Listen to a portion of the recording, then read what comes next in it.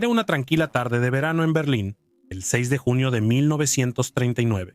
En una calle lateral poco iluminada y alejada de los bulevares y teatros políticos de la capital, 4 hombres cenaron juntos. Sin cámaras ni micrófonos, solo una mesa sin importancia en un restaurante olvidable, preferido por funcionarios del Ministerio de Asuntos Exteriores por su discreción, no por su cocina. Sentados había 2 representantes de la Oficina de Asuntos Exteriores de la Alemania nazi, el doctor Kurt Schnurre y Walter Schmidt, frente a sus homólogos soviéticos Georgi Astakov y Evgeny Bavarin. Era una reunión comercial, negociaciones secas, grano por maquinaria, números y tonelaje. Bajo la charla cortés y los bocados de salmón frío, la conversación no iba hacia los negocios, sino hacia la guerra. Durante meses, Europa había estado al borde del abismo. La furia de Hitler se centraba en Polonia, mientras que Gran Bretaña y Francia habían apostado su reputación a una promesa de defenderla. A puerta cerrada, pocos pensaban que actuarían con decisión. Stalin no lo creía. Años después le diría a Churchill en el Kremlin que Moscú vio el farol occidental. Los británicos y los franceses esperaban que la alianza por sí sola asustara a Hitler, dijo, pero nosotros sabíamos que no lo haría. Stalin ya mostraba sus intenciones desde marzo. En un discurso atacó a Gran Bretaña y Francia por apaciguar a Hitler en Múnich. Dejó claro que la Unión Soviética no iría a la guerra solo por orgullo. 2 meses después destituyó a Maxim Litvinov, el último defensor real de alinearse con Occidente en su gobierno. En Berlín la noche se alargó y seguían llenando copas de vino barato del Rin. Luego, con calma y precisión ensayada, Schnurr desvió la conversación de los aranceles y las cuotas ferroviarias. No hay ningún problema entre nuestras naciones, dijo casi casualmente, desde el Báltico hasta el Mar Negro, incluso hasta el lejano Oriente, que no pueda resolverse. Hizo una pausa con el tenedor apoyado en el plato. Ningún problema en absoluto.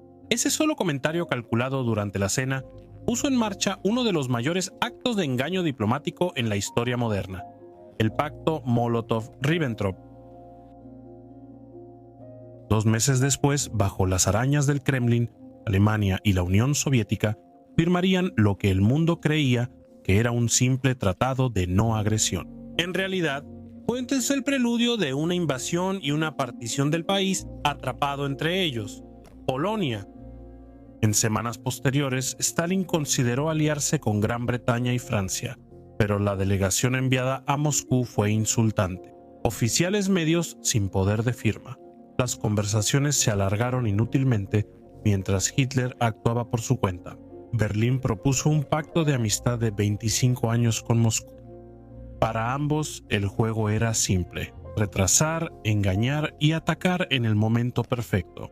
Churchill admitió después que los soviéticos ocultaron sus intenciones hasta el último momento, cuando la misión occidental fracasó. Hitler envió personalmente un telegrama a Stalin pidiendo que recibiera a su ministro de Asuntos Exteriores, Joachim von Ribbentrop, en Moscú para firmar con plena autoridad. Lo ocurrido sorprendió a todas las cancillerías europeas.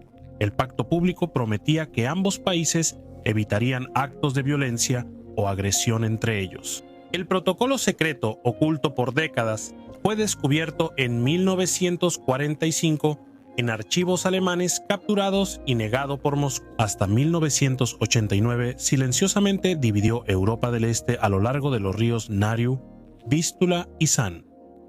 Ambas potencias decidirían después si Polonia seguiría existiendo. Al final decidirían que no. Para la Unión Soviética esto era más que estrategia, era venganza. El Ejército Rojo fue humillado por Polonia en 1920, perdiendo grandes territorios ucranianos y bielorrusos. Stalin fue el comisario político en esa guerra, lo que dañó su reputación, y su comandante Mikhail Tukhachevsky pagó el precio. Años después, Stalin ordenó arrestarlo, torturarlo y fusilarlo, disfrazando su venganza de seguridad estatal. A fines del verano del 39 llegó la oportunidad de vengarse. Una semana tras firmar el pacto, Hitler inició el arreglo territorial y político pactado. Tropas alemanas se concentraron en la frontera occidental de Polonia, con motores encendidos en la niebla matutina. Ribbentrop desde Berlín envió un mensaje a Molotov, ministro de Stalin. Preguntó si la Unión Soviética se opondría a que la Wehrmacht persiguiera a fuerzas polacas en retirada cruzando el límite de la esfera soviética. Y agregó, ¿no sería preferible que las tropas soviéticas entraran a su sector de inmediato?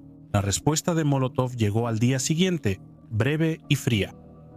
Estamos de acuerdo, dijo, en que en el momento adecuado, una acción concreta será absolutamente necesaria, pero ese momento aún no ha llegado. El significado era claro.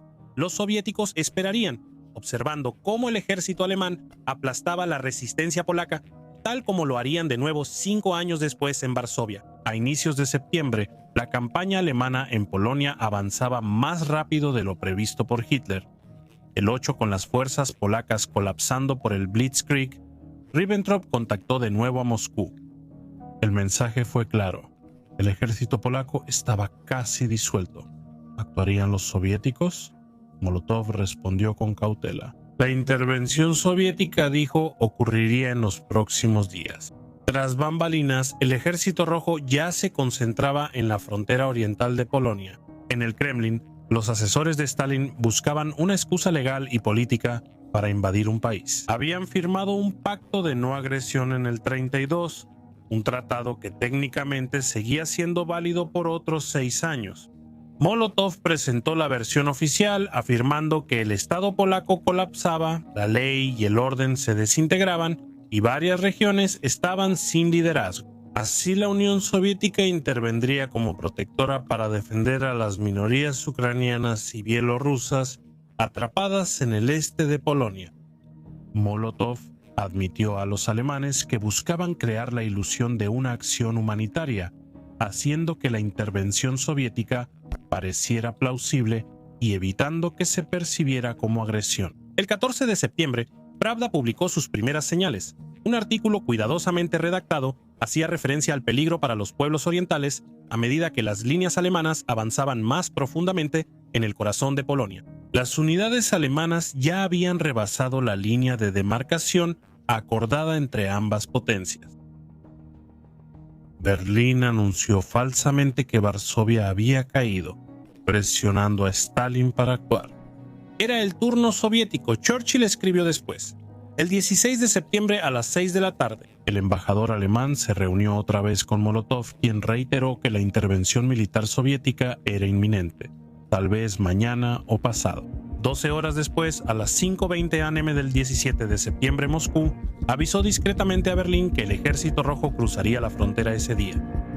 Incluso durante la invasión, los soviéticos mantuvieron las formalidades antes de avanzar con sus tanques. El embajador polaco Václav Grzybowski fue citado al Ministerio de Asuntos Exteriores en Moscú, donde el viceministro Vladimir Potemkin le entregó una nota diplomática. Grzybowski preguntó qué contenía. Potemkin la leyó en voz alta. La guerra polaco-alemana mostró la bancarrota interna de Polonia. En 10 días de operaciones, Polonia perdió sus zonas industriales y centros culturales. Varsovia dejó de ser la capital de Polonia. El gobierno polaco se disolvió y no muestra señales de vida. El Estado y gobierno polaco dejaron de existir. Por lo tanto, cualquier acuerdo celebrado entre la URSS y Polonia ha perdido su validez. Sin declaración de guerra, sin advertencia, solo una línea en la arena cruzada, sin que se disparara un solo tiro diplomáticamente. En ese momento, decenas de miles de tropas soviéticas avanzaban hacia el oeste.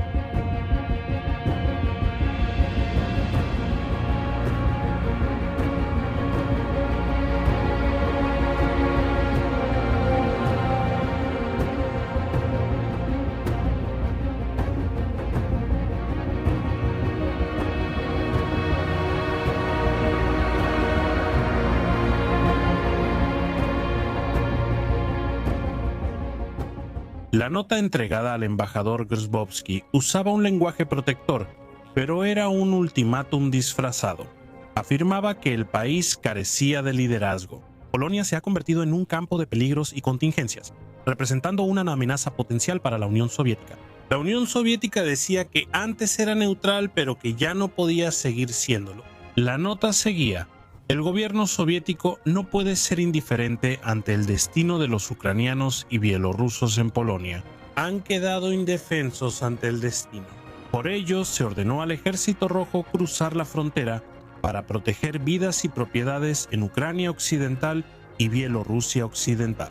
Al mismo tiempo, el gobierno soviético tomará todas las medidas para sacar al pueblo polaco de la desafortunada guerra en la que fue arrastrado por líderes imprudentes y permitirles vivir una vida pacífica. Tchaikovsky explotó. Polonia jamás dejará de existir, espetó, arrojando la nota sobre la mesa. Lo que siguió fue una pelea de empujones y papeles, con el documento yendo y viniendo por más de 10 minutos. Tchaikovsky salió furioso de la reunión y rechazó la carta, pero los soviéticos no iban a dejar que la ignorara. Más tarde, ese mismo día, un mensajero uniformado apareció en la embajada polaca con un sobre en la mano, y Gribowski lo rechazó. Al día siguiente, el mensaje llegó por correo regular y después vino el insulto final. Los soviéticos declararon que como Polonia ya no existía como Estado soberano, la inmunidad diplomática del embajador quedaba anulada. Gribowski fue arrestado. Solo la discreta intervención del embajador alemán, un aristócrata de edad avanzada que, a diferencia de muchos en Berlín, aún conservaba un sentido de vergüenza personal, aseguró su liberación. Otros no tuvieron tanta suerte. El cónsul polaco en Kiev fue arrestado aproximadamente al mismo tiempo. Simplemente desapareció, sin juicio, sin registro, sin regreso. Y con los trámites formales ya completados, Moscú hizo su siguiente movimiento no a través de cartas, sino a través del acero, a las 5 de la mañana. El 17 de septiembre, 20 minutos antes del horario de Stalin, inició la invasión soviética de Polonia. Llegó sin fanfarrias, sin declaraciones, sin advertencias. Cayó un silencio absoluto. Un general polaco recordó: en un puesto avanzado, una lanza soviética surgió entre la neblina. Un comandante reunió a sus hombres. Un soldado sobreviviente contó después que el ejército rojo cruzó la frontera y que la situación era desesperada. Dijo que no había posibilidad de victoria y que podíamos rendirnos. Después preguntó: ¿quién quiere luchar por el honor del ejército polaco? Todos dimos un paso a la derecha. Casi 500.000 tropas soviéticas cruzaron la frontera, respaldadas por 4.700 vehículos blindados y cerca de 2.000 aviones. Sin embargo, a pesar de su abrumadora cantidad, el asalto fue caótico. Las comunicaciones estaban desorganizadas, las líneas de suministro tropezaban y los informes del frente de 900 millas llegaban lentamente. Un oficial de frontera polaco pidió órdenes al cuartel general y recibió una respuesta absurda: enviar un emisario para averiguar las intenciones soviéticas. El oficial respondió brevemente: todos mis batallones combaten, 2 tanques soviéticos fueron destruidos. Dudo poder enviar algún emisario. Hay un ataque aéreo, debo irme. A diferencia de la Blitzkrieg alemana, el ejército rojo avanzaba como una marea desorganizada. Testigos polacos resaltaron el contraste de forma impactante. Esto era Asia. Asia nos ha invadido, escribió un oficial polaco. Una joven del este de Polonia recordó la llegada de las columnas soviéticas a su pueblo. Parecían cansados, con abrigos rotos y rostros ásperos y grises. Estaban sucios y eran rudos. Todo lo que querían era comprar relojes de cualquier tipo mientras funcionaran. Aunque había desorden, el ejército rojo avanzaba lento pero imparable, en 2 grandes frentes rodeando los pantanos de Pripet. El frente bielorruso del general Mikhail Kovalev avanzaba hacia Grodno y Vilna al norte, mientras que el frente ucraniano del general Semyon Timoshenko se dirigía hacia Luf en el sur. Cabalgando junto a Timoshenko iba Nikita Khrushchev, el fiel encargado de Stalin en Ucrania. Su esposa Nina se unió al convoy, buscando a sus padres que seguían varados en Polonia desde el fin de la guerra en 1921. El ejército rojo parecía poderoso, pero en realidad tenía dificultades. Se perdieron más tanques por fallas mecánicas que por fuego enemigo, los aviones se estrellaban o desaparecían. La coordinación entre las unidades era deficiente, pero apenas importaba. La resistencia soviética solo vino del KOP, con 12.000 hombres, y de unidades polacas dispersas y en retirada, ya afectadas por ataques alemanes. Sin un mando unificador, sin apoyo aéreo ni suministros, solo quedaban fragmentos del ejército intentando sobrevivir al colapso. Alemania mató a la presa, escribió el New York Times, y la Rusia soviética toma el cadáver que Alemania no pudo usar. Desempeña el papel innoble de hiena ante el león alemán. La invasión soviética rompió la poca resistencia que quedaba. Con la frontera oriental colapsando, muchos soldados polacos perdieron la esperanza de vencer a los alemanes. Esa tarde, el 17 de septiembre, el alto mando y el gobierno polaco abandonaron el país. huyendo al sur por la frontera rumana. Para las 4, el comandante en jefe polaco dio su última orden. Ordenó retirada total hacia Rumania y Hungría por la ruta más corta. No combatan a los bolcheviques salvo que ataquen o busquen desarmarnos. Fue una admisión silenciosa de derrota, un colapso militar sin rendición. Para los restos exhaustos del ejército polaco, significó la fragmentación. Algunos obedecieron y fueron al internamiento. Otros, aislados, continuaron luchando. También hubo quienes se negaron a huir, como una unidad. El cuerpo de protección fronteriza tenía solo 50 hombres, rodeados y superados en armas. Aún así, resistieron 4 días contra una división soviética, luchando en trincheras y búnkeres y causando decenas de bajas. Al quedarse sin munición, los soviéticos atacaron con lanzallamas. Un sobreviviente contó: oímos silbar los tanques antes del disparo y los búnkeres ardieron como barriles de petróleo. No hubo gritos, solo fuego. Otro destacamento más al sur emboscó a una columna soviética y mató a más de 200 soldados del Ejército Rojo antes de ser superados. En un tercer enfrentamiento, los defensores polacos lucharon hasta que la mitad de ellos yacía muerta, negándose a retroceder. Para estos hombres, la idea de retirarse no existía, escribió un oficial en su diario. Es mejor desaparecer como soldados que sobrevivir como prisioneros. Las fuerzas soviéticas no siempre lucharon abiertamente en varios sectores. Se acercaron con banderas blancas y altavoces con canciones patrióticas polacas. Los comandantes gritaban: «No disparen, venimos a ayudarlos contra los alemanes». Algunas tropas polacas dudaron. El engaño resultó y confundió a la infantería soviética. Muchos reclutas mal informados lo creyeron. Un soldado raso del Ejército Rojo capturado, de Smolensk, les dijo a sus interrogadores: «Dijeron que estábamos protegiendo a Ucrania de Hitler. Nunca dijeron que estábamos invadiendo». Oficiales polacos fueron invitados a una recepción fraternal. Llegaron desarmados y, vestidos de gala, fueron rodeados y arrestados a punta de pistola. Pero muchas unidades soviéticas no intentaron la diplomacia. En un pueblo cerca del río Bug, los tanques pasaron por las calles sin previo aviso y abrieron fuego. Disparaban a todo lo que se movía, recordó un comerciante. El pánico era total. La gente corría descalza y gritaba. Vi a un niño de unos 6 o 7 años parado en la calle. Un tanque lo acribilló como a un espantapájaros. Nadie se detuvo. Escenas así se repitieron en decenas de pueblos, no como parte de órdenes oficiales, sino por confusión, pánico o indiferencia. El efecto fue el mismo en el norte. La resistencia se encendió en las ciudades de Vilna y Grodno. Vilna tenía 7.000 soldados polacos, principalmente reservistas, con 15 piezas de artillería y unas pocas docenas de ametralladoras. Aún así decidieron luchar. Un soldado de la Sexta Legión recordó esos primeros momentos. Primero llegaron los tanques, seguidos por la infantería que gritaba «¡Hurra por Stalin, por la madre patria!». Jamás olvidaré esos gritos, pero los atrapamos con fuego de flanco. Ráfagas cortas y retrocedimos. Un soldado miraba el ataque desde una ventana en la calle principal. Seguían llegando. Uno caía, otro se levantaba. Se acabaron las cintas y cargamos las ametralladoras a mano. Por la tarde, incendiamos 3 tanques con molotov y la calle ardía como trincheras. El 19 de septiembre, después de 24 horas de combate intenso, las fuerzas polacas lograron escapar. Se retiraron 12 millas a través de bosques y campos de cultivo para llegar a la neutral Lituania. Llevaron a sus heridos en camillas hechas de marcos de puertas y a sus muertos en silencio. En Grodno, a 75 millas al suroeste, la situación era aún más grave. Los defensores contaban con 2.000 soldados, voluntarios civiles, 2 cañones antiaéreos y 12 ametralladoras ligeras.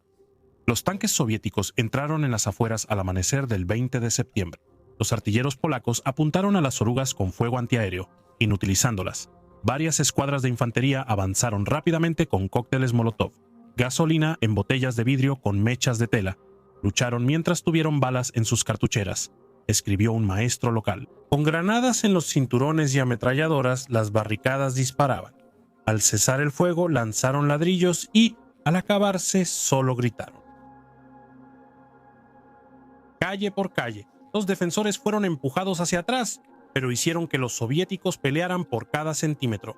Al final de la batalla por Grodno, Los soviéticos usaron civiles como escudos. Los Boy Scouts polacos, siendo adolescentes, se ofrecieron como voluntarios para llevar municiones y mensajes en el caos de la ciudad. Cuando los capturaban, algunos eran atados al frente de los tanques soviéticos, amarrados con cuerdas y sujetos sobre la armadura, usados como escudos humanos en el asalto. Tras la caída de Grodno, la resistencia colapsó y al día siguiente los últimos defensores se rindieron o murieron bajo los escombros. Más al sur, otra escena clave surgía en las afueras de Brest-Litovsk. Un vehículo blindado soviético se topó con la 10ª División Panzer alemana, marcando el primer contacto formal entre ambos en la campaña de Polonia. El simbolismo no pasó desapercibido para los occidentales. Winston Churchill escribió después: en la guerra pasada, los bolcheviques rompieron sus compromisos con los aliados y firmaron la paz con la Alemania del Kaiser, aceptando sus duros términos. En Brest-Litovsk, los comunistas rusos sonrieron y estrecharon la mano de la Alemania de Hitler. El general Heinz Guderian representaba a Alemania y, según informes, estaba furioso por ello. Sus fuerzas habían pasado 2 días capturando Brest-Litovsk de los defensores polacos. Luego Berlín le informó que, según el protocolo secreto soviético-alemán, la ciudad debía ser entregada al Ejército Rojo. La orden llegó sin espacio para debate. Guderian cumplió, pero no sin un silencioso desprecio durante la entrega oficial. El 2 de septiembre se mantuvo rígido sobre una plataforma improvisada de madera, revisando a las tropas soviéticas reunidas. El general de brigada del Ejército Rojo, Semyon Krivoshin, enviado para representar a Moscú, se encontraba frente a él. Guderian, impecable en su uniforme gris, observaba el desfile con los ojos entrecerrados. Los soldados soviéticos pasaban con botas gastadas, abrigos rotos y equipo mal ajustado. Luego, Guderian escribió que le sorprendía su estado comparado con sus hombres bien equipados. El contraste era visual e ideológico: 2 ejércitos inmundos saludándose sobre un cadáver. Mientras Brest-Litovsk quedaba bajo control soviético, el frente ucraniano avanzaba rápido. Timoshenko, al mando del avance soviético del sur, ordenó a sus ejércitos llegar a la línea Kaul-Bohimías-Volinsky-Sokal en 3 días. Desde ahí avanzaron al río San, cumplieron el cronograma sin resistencia y recorrieron más de 60 millas el primer día. Timoshenko y Nikita Khrushchev viajaban solos cerca del frente. Años después, Khrushchev recordó la rapidez y el peligro de sus acciones. Al cruzar la frontera, no hubo resistencia. Nuestras tropas llegaron rápido a Ternópol. Timoshenko y yo cruzamos la ciudad, pero volvimos por otra ruta, lo que no fue inteligente. Había unidades polacas en la zona y pudo pasar cualquier cosa. Algunas aldeas eran ucranianas y otras polacas, pero cruzábamos zonas sin presencia soviética. Pudo haber salido mal. Cuando nos reunimos con nuestras fuerzas, Stalin ya preguntaba por nosotros por teléfono. Informamos que la operación iba bien. Para muchos ucranianos que desconocían lo que el régimen de Stalin ya había hecho, la llegada del Ejército Rojo años antes parecía una liberación. En los años 30, millones murieron en el Holodomor, una hambruna provocada por el hombre y orquestada desde Moscú. Pero la propaganda soviética había borrado esa memoria por completo. Ahora, los tanques avanzaban por las aldeas y los civiles llenaban las calles con flores. Un general del Ejército Rojo recordó que mujeres y niñas repartían flores, primero pocas, luego más, saludando y sonriendo.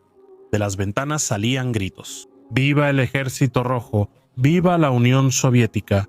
Resonaba por los caminos. Lo que no se decía era cómo estas celebraciones a menudo eran seguidas por actos más oscuros. En ciertas zonas, multitudes jubilosas atacaron a vecinos polacos, incendiaron casas y fusilaron a hombres en las calles. No todo fue espontáneo. El 1 de septiembre, las fuerzas soviéticas llegaron a las afueras de Leópolis, ciudad polaca ya sitiada por los alemanes. Un coronel polaco fue enviado con bandera de tregua a las unidades soviéticas y preguntó a su comandante: ¿por qué han venido? Respondió sin dudar: debe haber leído los periódicos, no había más que decir. Cuando el enviado polaco dijo que no habían llegado periódicos en días, el oficial soviético continuó la farsa. Entonces preguntó si había oído algo en la radio. El polaco negó. Sin electricidad ni radios, los alemanes lo habían cortado. Intentó de nuevo. Entonces, ¿por qué está aquí? El comandante soviético sonrió forzadamente y repitió que el Ejército Rojo luchaba contra los alemanes. El polaco, sabiendo que discutir era inútil, fingió aceptar. Desplegó un mapa sobre la mesa, señalando supuestas posiciones alemanas y sugiriendo rutas de ataque. El oficial soviético asintió y recalcó que sus tropas debían entrar a la ciudad para instalar puntos de observación de artillería. Algo raro pasa, pensó después el oficial polaco. Pero seguro, ambos enemigos quieren entrar a la ciudad. Al día siguiente, tras consultar con su personal, el comandante polaco en Leópolis aceptó lo inevitable. Rodeados por alemanes y soviéticos, resistir era enfrentar la aniquilación. A las 3 de la tarde, el 2 de septiembre, la ciudad se rindió ante el general Timoshenko y el comisario Nikita Khrushchev. La esposa de Khrushchev, Nina, estaba en la ciudad y por fin halló a sus padres, desaparecidos desde 1921, cuando la frontera polaca absorbió su aldea. Su alivio fue genuino. El de Khrushchev estaba atenuado por la ira. La regañó por llevar una pistola en su equipaje, diciéndole bruscamente que la podrían haber fusilado si la descubrían. Por un momento, la guerra se detuvo por una molestia doméstica. Tras la rendición, Khrushchev se reunió con oficiales polacos capturados y, en tono calmado y paternal, les aseguró que Rusia cumple sus obligaciones y serían tratados adecuadamente. Pero los polacos pronto supieron el valor de esas palabras. El general Władysław Anders, líder del cuerpo de caballería polaco, intentaba llevar a sus hombres al sur, hacia la frontera con Rumania. A 12 millas de la seguridad, los blindados soviéticos lo rodearon y tras breve lucha se rindió. Su destino no fue la ejecución, sino algo más lento. Lo enviaron a Moscú, donde vivió en una celda sucia, llena de ratas y chinches. Soportó semanas de interrogatorios, golpizas, enfermedades y al final aislamiento en la Lubyanka. Fue afortunado, sobrevivió. En otros sitios, las represalias soviéticas fueron rápidas y metódicas. Tras la caída de Grodno, 29 oficiales polacos fueron sacados de sus celdas y fusilados fuera del pueblo junto a una zanja. Su comandante, el general de brigada Józef Olsina Wilczynski, fue capturado mientras huía en automóvil. Lo llevaron a la carretera y lo ejecutaron sin juicio. Al día siguiente, los oficiales soviéticos dieron a su viuda el portafolio ensangrentado, llamándolo cortesía. Una brigada polaca que se rindió tuvo un destino similar. Cerca de 100 oficiales y suboficiales fueron separados y escoltados bajo vigilancia. Poco después, los soldados oyeron disparos. Preguntamos a los oficiales soviéticos si otro grupo polaco seguía luchando, recordó uno de los sobrevivientes. Dijeron, esos eran sus jefes, ejecutados. Esa frase fría y burocrática marcó el verdadero carácter de la invasión soviética. El engaño dio paso a la purga y las máscaras de liberación desaparecieron. Lo que comenzó con promesas de protección ahora se disolvía en silencio. Disparos y tumbas sin nombre, rodeadas y cercadas. Las últimas formaciones polacas seguían cayendo. Aproximadamente 2.000 soldados polacos fueron capturados a unos 145 kilómetros al sur de Lublin, mientras las columnas soviéticas sellaban las últimas rutas de escape. Los regimientos polacos 39 y 41 intentaron reagruparse, pero fueron rodeados y se rindieron al día siguiente. En un último desafío, un destacamento de casi 1.500 jinetes cargó contra los tanques soviéticos para intentar romper el cerco. Fue un gesto desesperado pero no suicida. Usaron el terreno, la niebla y la velocidad y atacaron con fuerza. Un oficial recordó el golpeteo de los cascos y el estruendo de disparos entre la niebla gris. Al final, 140 murieron y el resto se rindió. En una de las pocas victorias tácticas ante los soviéticos, el general Guillermo Ehrlich Ruckman llevó a su disperso comando a Shak el 8 de septiembre. Allí sus tropas, reducidas a apenas 3.000 hombres, tendieron una emboscada a elementos de la segunda división de fusileros soviética. 8 T-26 fueron destruidos por cañones antitanque Bofors polacos y luego hubo un feroz combate cuerpo a cuerpo en la línea del bosque. Luchamos con bayonetas, palas, culatas de fusil, recordó un cabo polaco. Ya no había más retirada. Ellos venían por el bosque en oleadas. Resistimos hasta que nuestros fusiles se atascaron por la suciedad. Más de 300 soviéticos murieron antes de que la línea se rompiera. 2 días después, la fuerza maltrecha de Ehrlich Ruckman hizo su última resistencia en Vitizno, a 18 millas al oeste del río Bug. La lucha duró 8 horas. La artillería soviética bombardeó la línea de árboles hasta que sus cañones brillaron al rojo vivo. Los polacos solo tenían 60 proyectiles. Dejó a los hombres demasiado cansados para cumplir el contraataque que ordenó su general. Se recostaron en silencio, viendo el horizonte y esperando otra oleada esa noche, anticipando el amanecer. Orlik Ruckerman ordenó dispersarse y huyó a Lituania. Sus heridos no sobrevivieron. Las tropas soviéticas los arrojaron al ayuntamiento y los dejaron morir desangrados en los pisos de piedra, pidiendo ayuda que nunca llegó. En Moscú, la destrucción final de Polonia no fue por batallas, sino por una firma. Joachim von Ribbentrop llegó a concluir la división, propuso dividir Polonia en dos en un mapa. Stalin firmó con un lápiz de cera azul. Mi firma mide 10 pulgadas de largo y casi 2 de grosor. ¿Está claro?, preguntó. Ribbentrop sonrió débilmente. Alemanes y rusos no deben pelear otra vez. Stalin estuvo de acuerdo. Las últimas unidades polacas se rindieron a inicios de octubre. Churchill lo resumió con fría precisión. Rusia ha seguido una política fría de interés propio a cambio de 137 muertos y 1.862 heridos. Los soviéticos reclamaron casi la mitad de Polonia, 72.780 millas cuadradas, frente a las 77.600 de Alemania.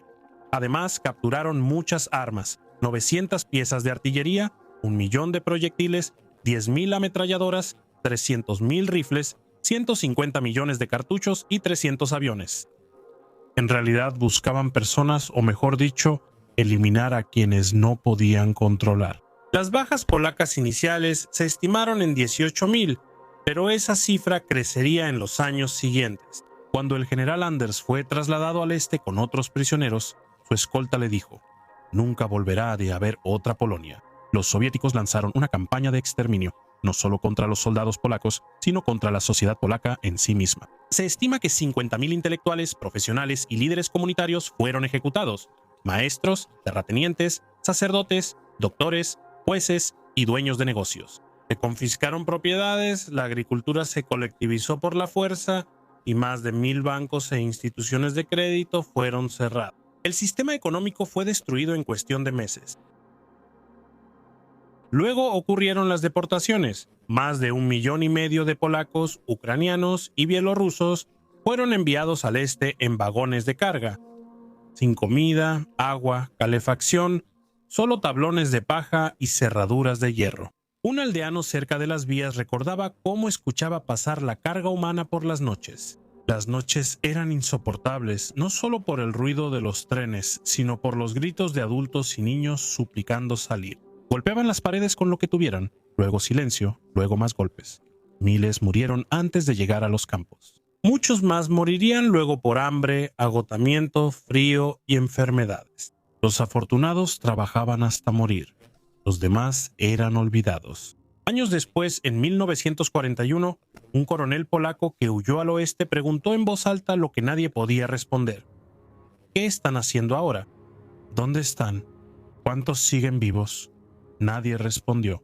De la mitad nunca se sabría más. Entre los desaparecidos había 15.000 oficiales, incluyendo 12 generales y un almirante. Se habían rendido bajo acuerdos formales, se les había prometido un trato humano. Desaparecieron sin dejar rastro cuando el general Władysław Anders, recién liberado y encargado de formar un ejército polaco en el exilio, visitó el Kremlin en diciembre de 1941, abordó el tema con Stalin. ¿Dónde estaban los hombres y oficiales que no llegaron? Stalin se encogió de hombros y dijo que era imposible. Debieron escapar, insistió Anders. ¿A dónde? Stalin hizo una pausa. A Manchuria. Todos en la sala sabían que era mentira. La verdad surgió en 1943, cuando tropas alemanas hallaron fosas comunes en el bosque de Katyn, cerca de Smolensk. Dentro estaban los cuerpos de al menos 4.134 oficiales polacos, cada uno ejecutado con una sola bala en la parte trasera de la cabeza. Las fosas se cavaron en secreto y las víctimas, atadas, fueron ejecutadas una a una. Los soviéticos negaron su responsabilidad por casi 50 años. Hasta 51 años después de la invasión, en 1990 el gobierno ruso admitió la verdad. La NKVD cometió la masacre de Katyn. Fue una política, no un accidente. En el momento del pacto, Ribbentrop le dijo a Stalin que su acuerdo, tanto el Tratado Público de No Agresión como su protocolo secreto, era la piedra angular de las nuevas relaciones amistosas entre Alemania y la Unión Soviética, pero Churchill no estaba convencido. Todavía creía en el profundo y, según yo pensaba, inextinguible antagonismo entre Rusia y Alemania, dijo él, y me aferraba a la esperanza de que los soviéticos serían atraídos a nuestro lado por la fuerza de los acontecimientos. Esa fuerza llegó 2 años después, el 2 de junio de 1941, cuando Hitler rompió el acuerdo e inició la Operación Barbarroja, la mayor invasión terrestre de la historia. Hitler, irónicamente, había advertido sobre esto años antes en Mi lucha. El simple hecho de concluir una alianza con Rusia, escribió, implica un plan para la próxima guerra. Su resultado sería el fin de Alemania. Tenía razón, pero fue demasiado tarde para detenerlo. Polonia, cuya invasión desató la mayor guerra mundial, quedó bajo control soviético por 50 años. Solo en 1989 logró finalmente su liberación. En octubre de 1939, Polonia dejó de existir, dividida por Hitler y Stalin. Sus soldados murieron, fueron capturados o exiliados. Para los hombres que sobrevivieron a la Blitzkrieg o huyeron a Francia, Gran Bretaña, Hungría o Rumania, surgió una pregunta amarga: ¿qué les habían prometido realmente? Gran Bretaña y Francia declararon la guerra a Alemania por Polonia, pero cuando la Unión Soviética invadió desde el este, Londres guardó silencio. No hubo declaración, ni ultimátum, ni acción, y durante los siguientes 5 años, ese silencio se profundizaría hasta que, para el 45, la traición fue completa. Churchill nunca declaró la guerra a la Unión Soviética, y esa decisión tomada desde el principio definió el destino de Polonia. La garantía británica a Polonia fue política, no práctica. Obligaba a los británicos a defender la independencia de Polonia, pero no explicaba cómo ni qué hacer si Alemania y la Unión Soviética la invadían. Cuando Stalin cruzó la frontera polaca, el 17 de septiembre de 1939, Gran Bretaña ya había declarado la guerra a Alemania.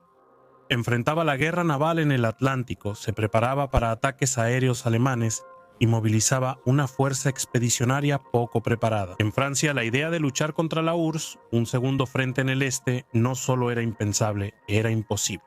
Así que Churchill tomó una decisión. Hitler era la prioridad. Esa era la lógica: derrotar a Sama Alemania primero, lidiar con Stalin después. El costo de esa lógica fue Polonia. En público, Churchill condenó la invasión soviética, pero en privado la permitió.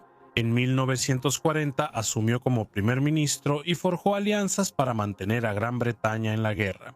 Cuando Hitler se volvió contra Stalin en el 41 y lanzó la Operación Barbarroja, Churchill vio su oportunidad y la aprovechó.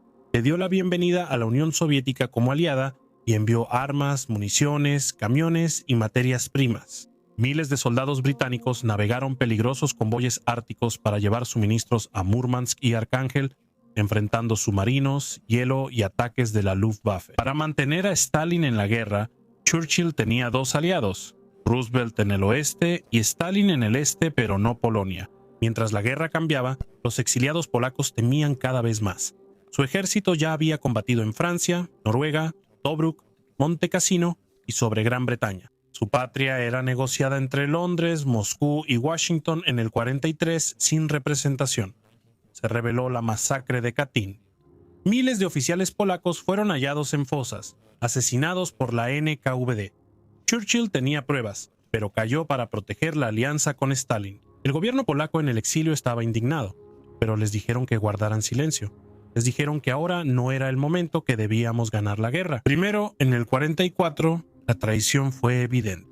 Mientras el Ejército Rojo avanzaba al este de Polonia, instauró regímenes títeres comunistas. Los combatientes polacos independientes fueron arrestados, desarmados o ejecutados cuando el Ejército Nacional Polaco inició el levantamiento de Varsovia en agosto para liberar la capital. Stalin ordenó a sus tropas detenerse antes de que llegaran los soviéticos y solo observaron Varsovia arder desde el río Vístula, mientras Churchill le pidió ayuda para los polacos. Ordenó atacar la ciudad, pero era tarde. Los soviéticos tardaron y los alemanes sofocaron el levantamiento. ¿Por qué no intervino Gran Bretaña? Porque para el 44, Churchill había aceptado la verdad de que Stalin iba a controlar Europa del Este. No habría liberación occidental de Polonia ni desembarco del día D en el Báltico. El Ejército Rojo tomaría lo que quisiera y Gran Bretaña no podría detenerlo. En octubre de 1944 en Moscú, Churchill se reunió con Stalin y escribió el acuerdo de porcentajes en un papel. Rumania 90% soviético, Bulgaria 75% soviético, Yugoslavia 50%, Grecia 90% británico y Polonia. Sin escribir ni decir nada se lo dio a Stalin, quien lo marcó con lápiz azul. Churchill después lo llamó un documento sórdido, pero nunca lo negó. Polonia fue traicionada en el 39 cuando sus aliados la defendieron de un invasor, pero no del otro. Polonia fue traicionada en 1944, sus combatientes abandonados, su gobierno ignorado y sus fronteras cambiadas. Sin consentimiento, y en 1945 en Yalta la traición se concretó. Roosevelt y Churchill aceptaron el control soviético de Polonia a cambio de la promesa de Stalin de elecciones libres que nunca ocurrieron. Polonia quedó bajo control soviético durante 44 años. Churchill luego afirmó que la Unión Soviética era un peligro para el mundo libre. Para entonces, la guerra terminó, el mapa estaba trazado y Polonia, la razón por la que Gran Bretaña había ido a la guerra en primer lugar, quedó detrás de un nuevo telón de acero, un muro construido no solo de concreto y alambre de púas, sino también de silencio.